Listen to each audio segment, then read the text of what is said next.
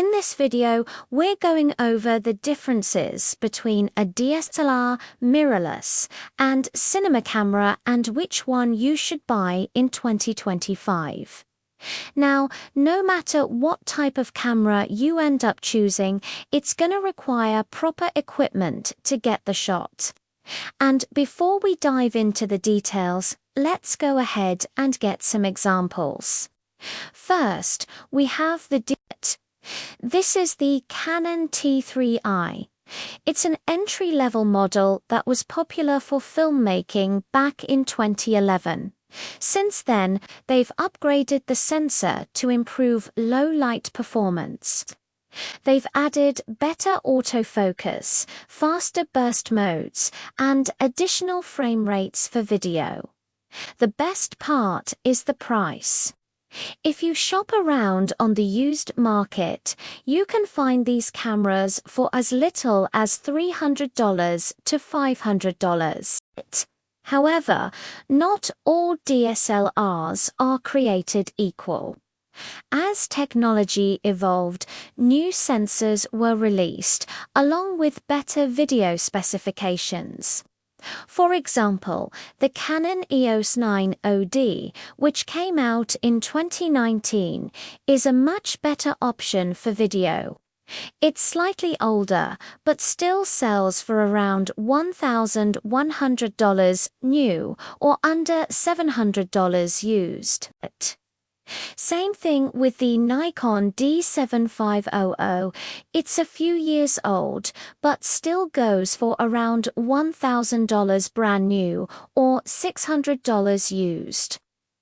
Moving on to the mirrorless category, these cameras are extremely popular right now because they offer many DSLR specs at a smaller size.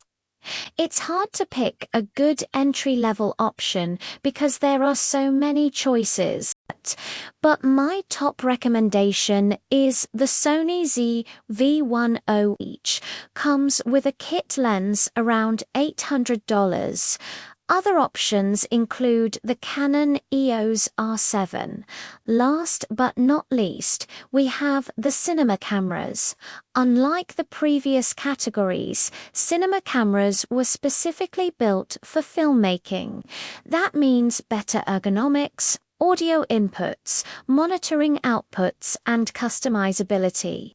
Instead of plastic, they use stronger materials. And instead of glass lenses, they use metal. There are many cinema cameras to choose from, but the one I recommend for most people is the Blackmagic Pocket Cinema Camera 6KG2. So the final verdict, which one should you choose? Well, if you're on a tight budget, I recommend getting a used DSLR for under $700 and learn how to use it. If you plan on doing YouTube, blogging, interviews, or any other type of handheld work, I highly recommend a mirrorless camera like the Sony ZV-10, Canon R7, or the Fujifilm X-S20.